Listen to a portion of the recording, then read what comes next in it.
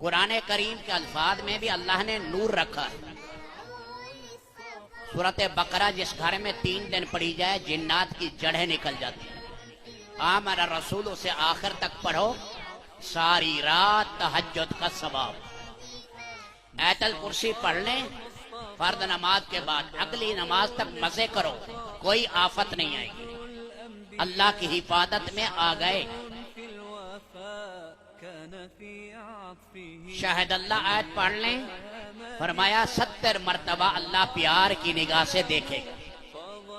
سورۃ انعام کی ابتدائی 3 آیتیں پڑھیں۔ میں ایک ڈاکٹر صاحب کو پڑھا رہا، میں نے کہا یہ کون سی ہے سورت؟ کہنے لگا انعام۔ میں نے کہا انعام نہیں، انعام ہے۔ انعام نام کی جمع ہے، اس کے معنی جانور، اونٹ کے۔ سورۃ انعام کی ابتدائی 3 آیتیں پڑھیں تو اس کے لیے 70,000 فرشتہ قیامت تک بخشش کی دعا کریں۔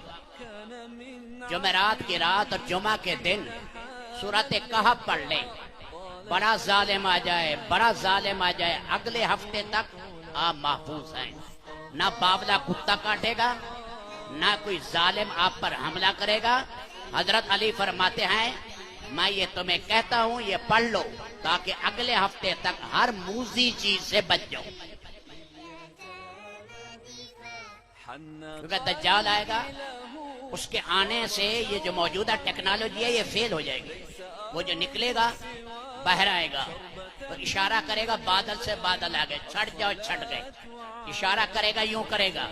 جو ماننے والے ہیں زمین میں رویدگی آ جائے گی، فصل ہی فصل باغات۔ جو نہیں مانے گے اشارہ کرے گا ملیم بیٹ ہو جائے گی فصل۔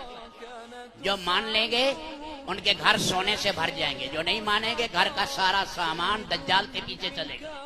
مسلم شریف میں روٹیاں اس کے پیچھے ہوں گی، اس کا پہلا دن 1 سال کے برابر ہے۔ علماء کہتے ہیں وہ کیسے ہوگا؟ کہ سورج کی روشنی کنٹرول کر کے رات کو دن میں بدلے گا۔ ایسی ٹیکنالوجی دنیا میں تو اتنا ہے۔ فرمایا یہ سورت کہف پڑھ لو، دجال کی چال تم پر نہیں چلے گی۔